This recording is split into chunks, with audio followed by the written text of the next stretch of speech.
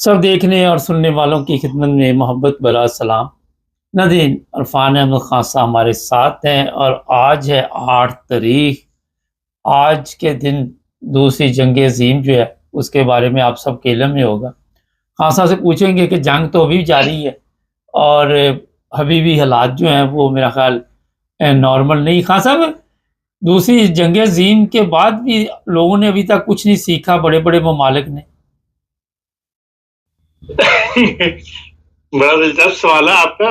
ज़ाहिर है दुनिया के हालात तो उलट-पलट होते रहते हैं और जब जहाँ मुकाबले की सूरत हाल पैदा हुई भी हो, जहाँ 2 ताकतों के दरमियान या कई ताकतों के दरमियान मुकाबले हों, तो वहाँ तो ज़ाहिर है हालात तो बदलते रहते हैं।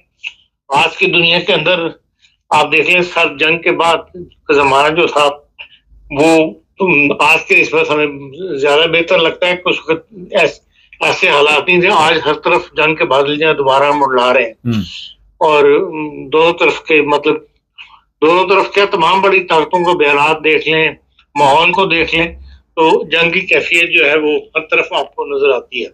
वो दूसरी जंग अजीम का बंद होने के खुशी कह लें या उसकी याद में पूरी दुनिया में तकरीबात हो रही हैं। बरतानिया ने तो 1 हफ्ते से तकरीबात शुरू की हुई हैं, उनकी परेड भी आपने देखी होगी। तकरीबात सबसे पहले बरतानिया ने शुरू की थी। जर्मनी के अंदर तो कोई परेड वगैरह नहीं हो रही, लेकिन यह कि ऐसे सेमिनार या ऐसी तकरीब वगैरह देखने में आ रही हैं, तकरीबात हो रही हैं जिसमें है। लेकिन रूस ने सबसे बड़ा मुजाहरा उसने किया है कि वो बहुत बड़ी परेड जो है वो कर रहा है वहां पर 9 तारीख को, जिसमें चीन के सदर जो है वो भी वहाँ आजकल वहाँ कल से आए हुए हैं, उनको मदऊ किया गया है और ये भी एक किस्म का ताकत का इजहार है। और हमारे अपने खित्ते में आप देख लें, उन्हीं दिनों में पाकिस्तान और इंडिया के दरमियान भी खिंचाव की कैफियत पैदा हो गई और तमाम जो यूरोपीय यूनियन के वजीर खारजा है वो आज वार्सो में इकट्ठे हो रहे हैं इसी जंग से मुताल्लिक, और जो यूक्रेन की जंग चल रही है उससे मुताल्लिक नए फैसले करने के लिए।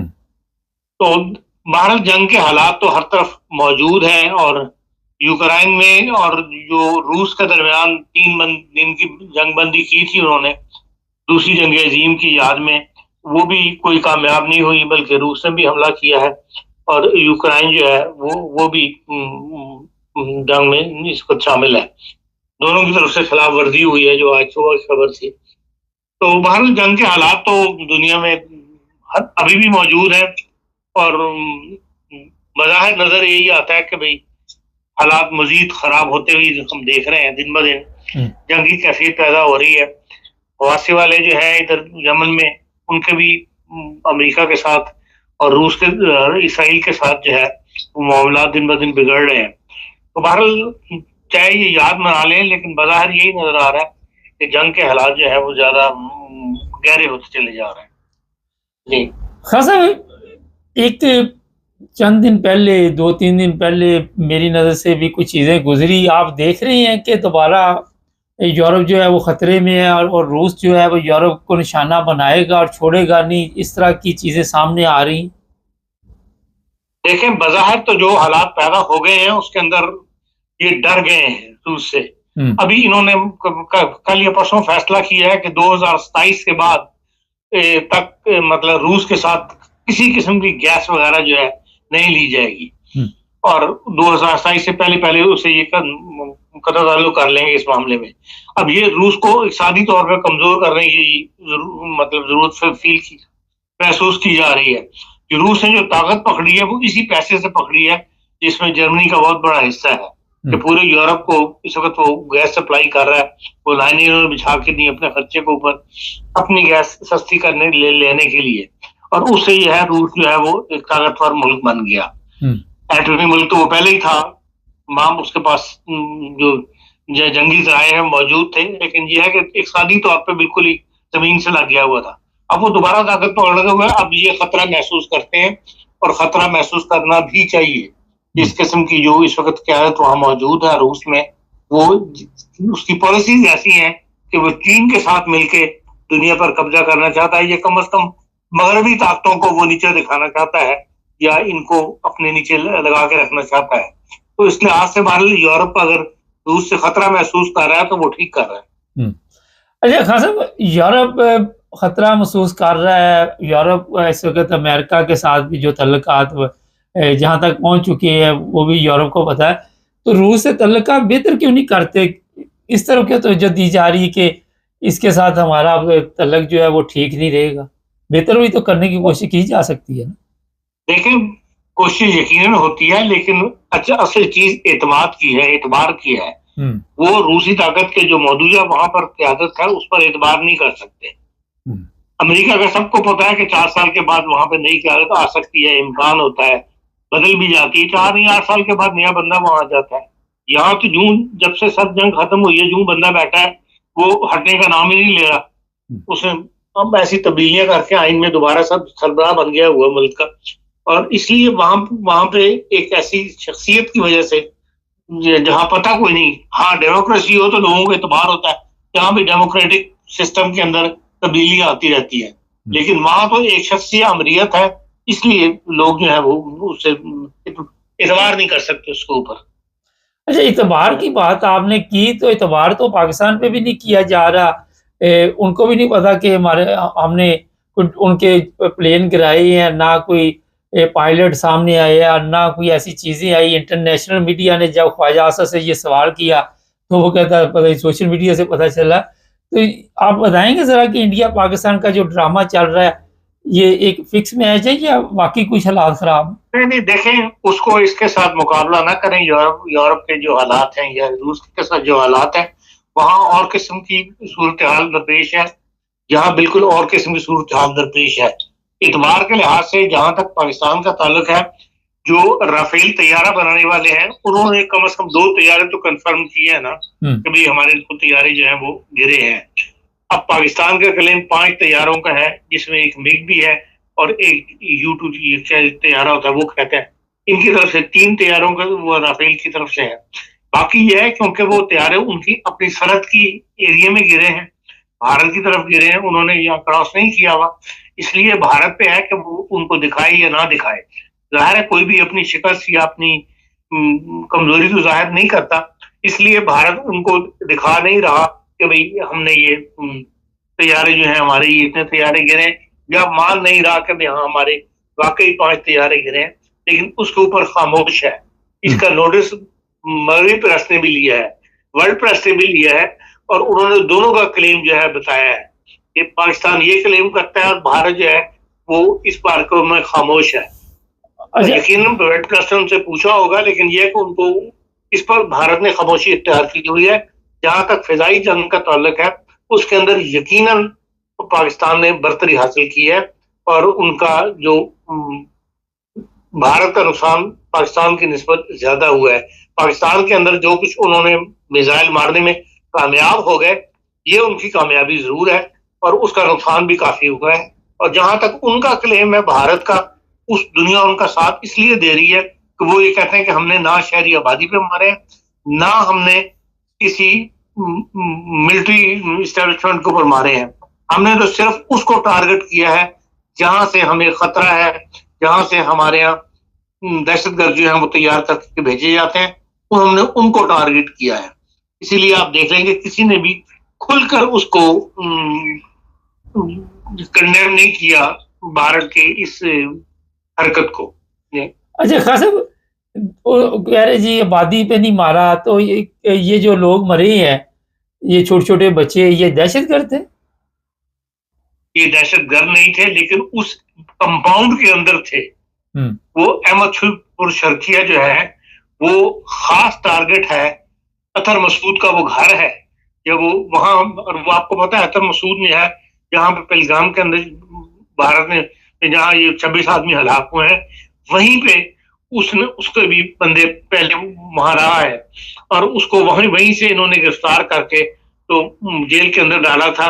फिर जो तैयारा रवा हुआ था उसके अंदर जो बंदे छुड़वाए गए, उनमें अतर मसूद को भी छुड़वाया गया और वो पाकिस्तान आ गया, और आके उसने यही अहमदपुर शर्किया के अंदर अपना डेरा डाला हुआ है, वहीं इसका मदरसा है, और ये खामोश नहीं बैठा।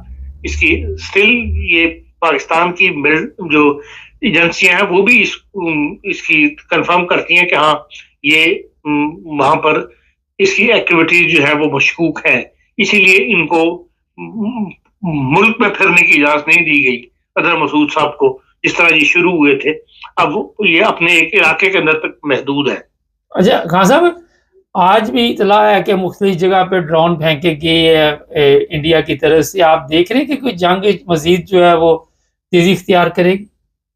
वैसे ड्रोन में भेजे, ड्रोन तो कोई असला नहीं है, ये तो जासूसी के लिए इस्तेमाल किए जाते हैं। और ये बड़ी दूर तक जो है इन्होंने सियालकोट के इलाके में और नारोवाल के इलाके में, बल्कि अंदर तक कहते हैं जो है वो इनके ड्रोन हमले आए हैं।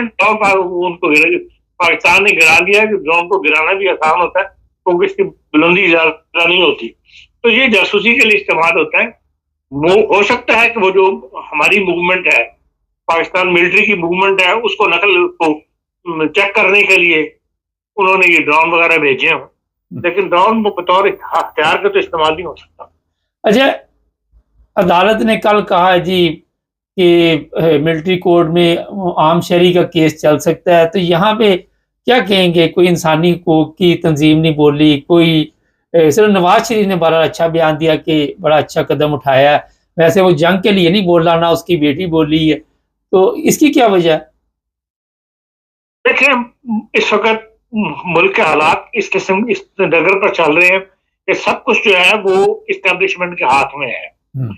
कल भी आपने देख लिया कि जो इजलास हुआ था काबीना का या नेशनल सिक्योरिटी का, उसके अंदर वज़ीर आज़म साहब ने हाथ उठा दिए और उन्होंने सब कुछ जो है वो मिलिट्री एस्टेब्लिशमेंट के हवाले कर दिया कि वो जो चाहे खुद ही फैसला करें, गवर्नमेंट से ना पूछें। जबकि दुनिया में ऐसा नहीं होता, ना भारत में ऐसा हो रहा है। वहां का भी मिलिट्री एस्टेब्लिशमेंट जो है वो पाबंद है मोदी की हुकूमत का, जो भी इस वक्त हुकूमत वहां पे है उसके फैसलों की पाबंद है। जो कदम उठाते हैं उनसे इजाजत लेके उठाते हैं। हमारे उल्टा हिसाब है, हमारा सब कुछ उनके हवाले कर दिया कि ताकि जो भी जिम्मेदारी पड़े वो उन्हीं के ऊपर पड़े। वो कहते हैं, सियासतदान कहते हैं हमारी चलनी तो है नहीं, तो अगर कोई नुकसान होगा ज्यादा तो फिर ये खुद ही जिम्मेदार होंगे, तो खुद ही उसके लिए जवाबदेह होंगे। हमारा तर्ज हुकूमत और है, दुनिया का तर्ज हुकूमत और है। नहीं तो खान साहब, आप समझते हैं कि पहले शहबाज शरीफ के इख्तियार में था सारा कुछ, जो कल उसने हाथ उठा लिए? कभी भी नहीं था। जब से ये मिलिट्री हुकूमतों का अमल दखल बढ़ा है उसके बाद से तो कही है। इससे ज्यादा तो और क्या कहेंगे?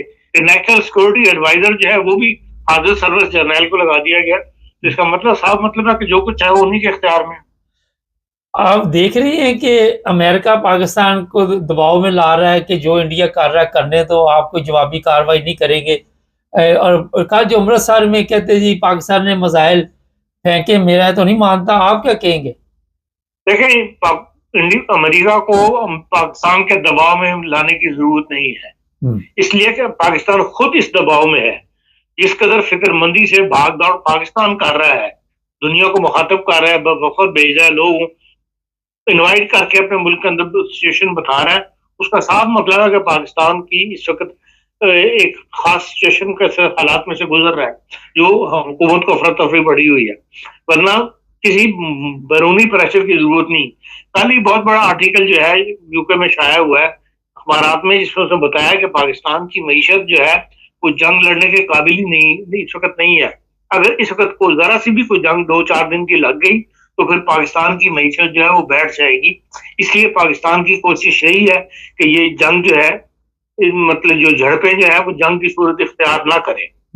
दुनिया को जो खुद पता है कि पाकिस्तान जिस माशी दबाव के अंदर इस वक्त गुजार रहा है उसके अंदर वो किसी जंग को मुतहम्मिल नहीं हो सकता।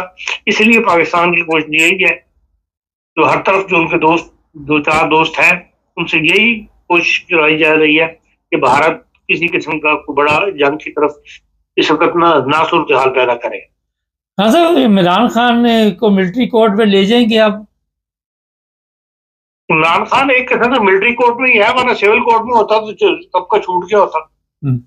इसका मतलब ये है कि वहां पे इस वक्त जो भी ताकतवर लोग हैं वो चाहते हैं वो कर रहे हैं, और अगर इंडिया के साथ आनी तरमीम के बाद पाकिस्तान की कोर्ट्स जो हैं उनके अंदर जो लोग ऊपर आए हैं, जो सीनियर लोगों को नीचे कर दिया गया है, उस तब्दीली के बाद पाकिस्तान की कोर्ट से कोई तवक्को नहीं करनी चाहिए। वो हुक्म के पाबंद हों और उनके उसी पाबंदियों के तहत जो है उनके फैसलों में वो नजर आएगा आपको।